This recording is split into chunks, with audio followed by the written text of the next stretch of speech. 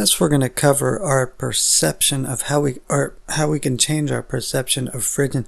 The reason I played the beginning thing, I chose that, is because it sounds very menacing. And this we're going to do the opposite. We're going to take Phrygian and show how certain ways of approaching it can actually change your perception of Phrygian, whether it sounds menacing, dark, whatever. And this we're going to use upper extensions, and upper extensions, in my honest opinion, tend to mellow things out a bit. Upper extensions, seventh chords and upper extensions. It seems to have a mellowing effect on what we would perceive as otherwise really dark modes or unstable. So that's what we're going to do here. We're going to take B Phrygian, okay? Now, just simply adding the seventh, let's just create stuff. That sounds less dark right away. Maybe on the 2 chord, we could have a 9. Major 7th, 9. Let's just play. I'll write this out.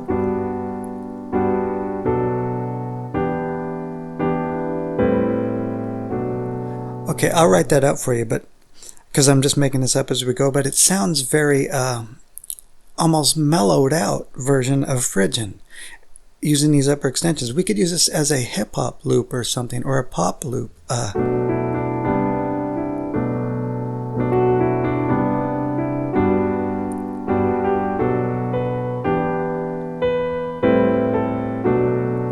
So you hear that effect? It doesn't sound dark anymore. Phrygian doesn't sound dark. It doesn't even sound very unstable when I use it like this. It actually sounds very mellowed out.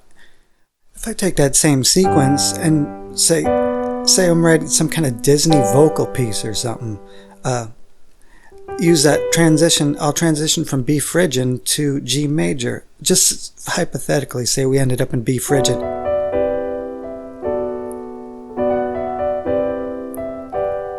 It's like a transitional instead of a loop. Now transition.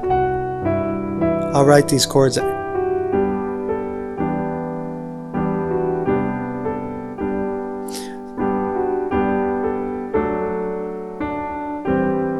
I'll stop there. See, somehow hypothetically we ended up in B Phrygian, some kind of transitional, even if it's an instrumental, and using these upper extensions, it doesn't sound like a dark area anymore. And especially when I modulate to G major, the darkness is really of Phrygian is just completely gone. It sounds more transitional and actually kind of pretty. So you could use it in that way, hypothetically saying we've somehow landed in B Phrygian, okay? And you're creating a mellow piece that's neither dark or super light. It's ballady, but whatever, if that's a word. Anyways, here's a way you can use Phrygian to completely change it by using upper extensions. I'm sorry, sevenths and upper extensions.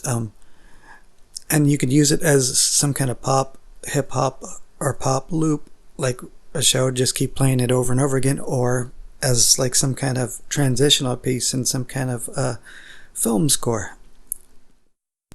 So the general consensus here is that when you start using a bunch of sevenths and upper extensions, it has a very taming effect on otherwise dark modes or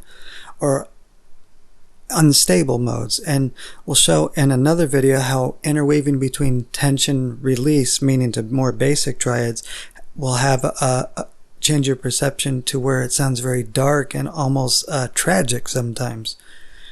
And how to approach it that way, that's for next time. But so basically, remember this: if you use a bunch of upper extensions and whatnot in your minor modes, it's going to have a much different perceptual effect on you. It in this case, in Phrygian, it actually tames it out and sounds quite mellow, actually. So there you go.